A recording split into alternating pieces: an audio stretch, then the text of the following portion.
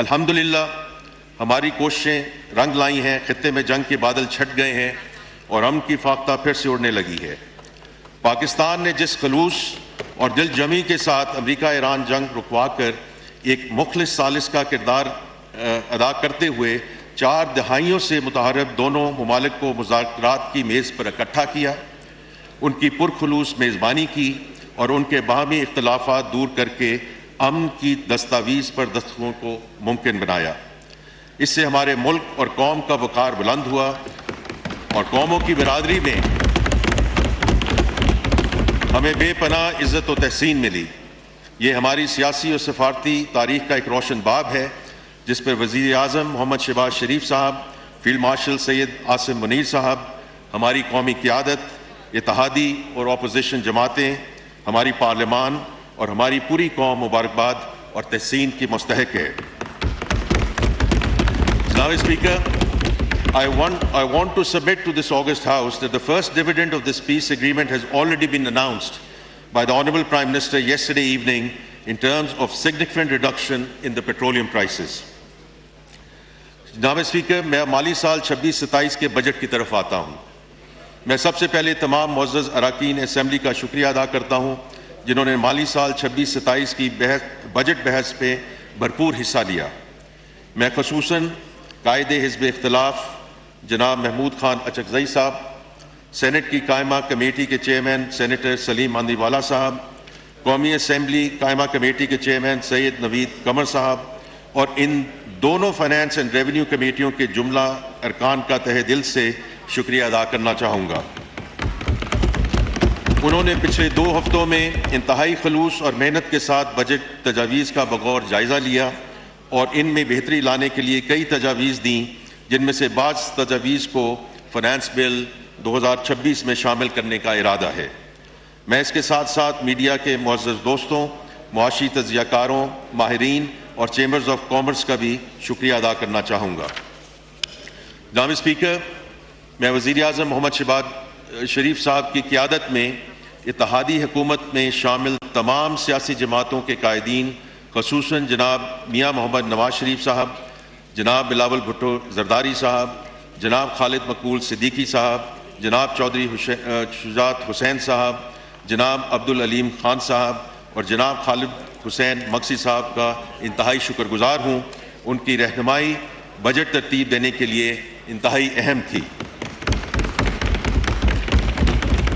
جناب اسپیکر, گزشتہ 2 ہفتوں میں بجٹ پر بحث کے دوران معزز اراکین پارلیمنٹ کی رائے سننے کو ملی۔ ان کی جانب سے بعض بجٹ اقدامات پر تحفظ کا بھی اظہار کیا گیا، لیکن ہمیں ایوان کے اندر اور ایوان سے باہر بڑی واضح فیڈ بیک ملی ہے کہ یہ مجموعی طور پر ایک مثبت اور پرو گروتھ بجٹ ہے which sets the foundation to accelerate the sustainable growth witnessed over the last 2 years. جناب اسپیکر, وزیر اعظم محمد شہباز شریف صاحب کی حکومت نے پچھلے بجٹ میں ہی اپنی ڈائریکشن آف ٹریول واضح کر دی تھی۔ گزرے سال میں ہم نے اس سمت میں کئی محاذوں پر پیش رفت کی ہے اور معاشی اشاریوں کو بہتر بنایا ہے۔ الحمدللہ آج ہماری صنعتوں کا پہیہ رواں دواں ہے۔ اس وقت لارج اسکیل مینوفیکچرنگ سیکٹر میں تقریباً 6.5% کی گروتھ ہے، جو کہ پچھلے 4 سال کی ریکارڈ سطح ہے۔ ہمارا ایکسٹرنل اکاؤنٹ بھی مستحکم ہے۔ پچھلے سال کی طرح اس مالی سال کے پہلے 11 مہینوں میں بھی ہمارا کرنٹ اکاؤنٹ سرپلس ہے۔ ہمارے بیرون ملک مقیم بہن بھائیوں نے پچھلے ماہ 4.25 ارب ڈالر کی ریکارڈ ترسیلات زر بھیجیں۔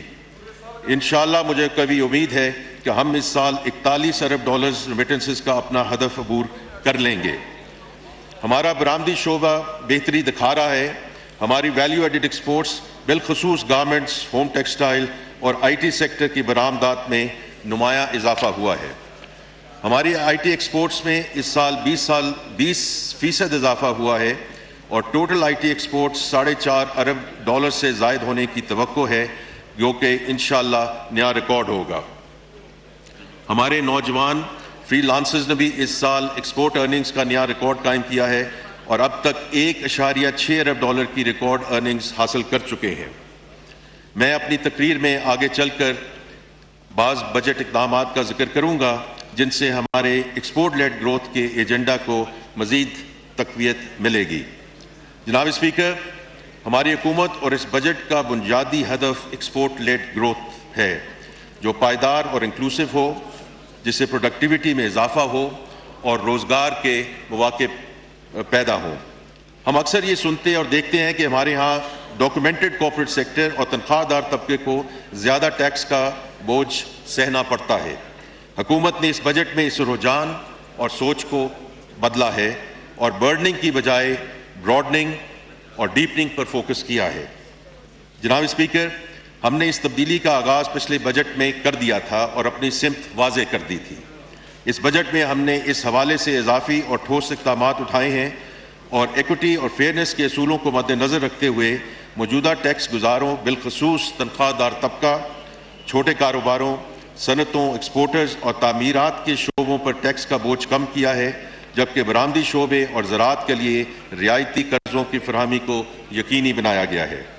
ٹیکس نیٹ کو وسعت دینے کے لیے ریٹیلرز کو ایک آسان اسکیم کے ذریعے نظام کا حصہ بنایا ہے اور کمپلائنس اور انفورسمنٹ کو مزید بہتر اور مؤثر بنانے کے لیے جامع اقدامات اٹھائے ہیں۔ جناب اسپیکر، ہم نے ٹیکس نظام میں بنیادی اصلاحات کی ہیں جن کا سلسلہ پچھلے 2 سال سے جاری ہے۔ ہم نے ٹیکس پالیسی کو ٹیکس ایڈمنسٹریشن سے الگ کیا ہے۔ ہم انہی اصلاحات کے تسلسل میں ایک نیا ٹیکس آپریٹنگ ماڈل متعارف کروا رہے ہیں جس میں ٹیکس گزار اور ٹیکس افسر کے درمیان انٹریکشن ختم ہو جائے گا۔